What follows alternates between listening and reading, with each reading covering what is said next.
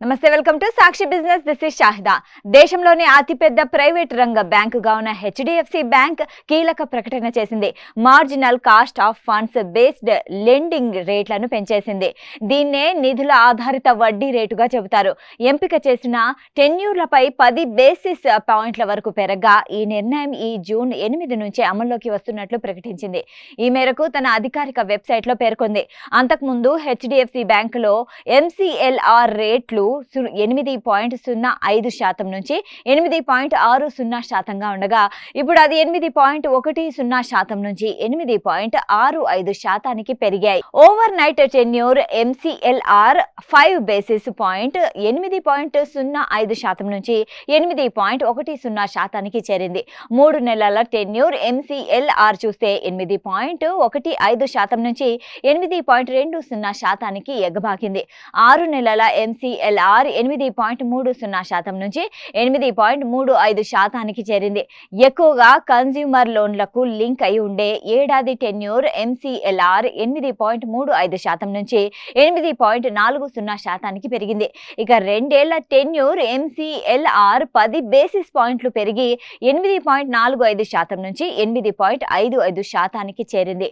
3 ఏళ్ల tenure MCLR 8.60% నుంచి 8.65%కి చేరింది. 1 నెల ఎంసీఎల్ఆర్ మాత్రమే మారకుండా స్థిరంగా 8.05%గా ఉంది. రిజర్వ్ బ్యాంక్ ఆఫ్ ఇండియా ఇటీవల వడ్డీ రేట్ల నిర్ణయాన్ని ప్రకటించిన సంగతి తెలిసిందే. రెపో రేటును యథాతథంగా 5.25% వద్దే స్థిరంగా ఉంచుతున్నట్లు వెల్లడించింది. వరుసగా మూడోసారి వడ్డీ రేట్లను మార్చలేదు. అయితే సాధారణంగా కేంద్ర బ్యాంక్ వడ్డీ రేట్లను మార్చితేనే బ్యాంకులు కూడా వడ్డీ రేట్లను మారుస్తుంటాయి. కానీ ఇప్పుడు హెచ్డిఎఫ్సి బ్యాంక్ ఆర్బీఐ రెపో రేటును మార్చకుండా వడ్డీ రేట్లు పెంచడం గమనార్హం. ఇక్కడ ఎంసీఎల్ఆర్ అనేది బ్యాంకులు లేదా ఇతర ఆర్థిక సంస్థలు లోన్లపై వసూలు చేసే కనీస వడ్డీ రేటుగా చెబుతుంటారు.